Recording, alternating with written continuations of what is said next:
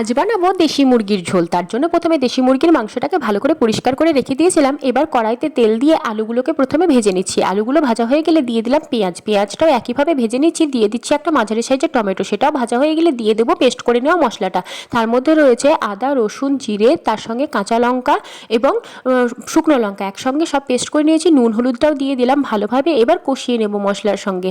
ভালোভাবে কষানো হয়ে গেছে, দেখতেই পাচ্ছ খুব সুন্দরভাবে জল ছেড়ে দিয়েছে। এভাবেই কিন্তু কষিয়ে নেওয়ার পরে তারপরে আলুগুলোকেও এবার অ্যাড করে দেবো। আলুগুলো দেওয়ার পরে আরও 10 মিনিট মতন কিন্তু একইভাবে কষিয়ে নেব। কষানো হয়ে গেলে এর মধ্যে দিয়ে দেবো পরিমাণ মতো জল। তারপরে কী কাজ, শুধুমাত্র সেদ্ধ হওয়া।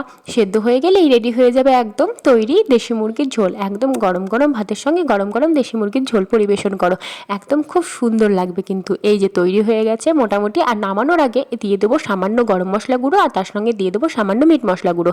তৈরি হয়ে গেছে দেশি মুরগির ঝোল। কেমন হয়েছে অবশ্যই জানো, ভালো লাগলে লাইক করো।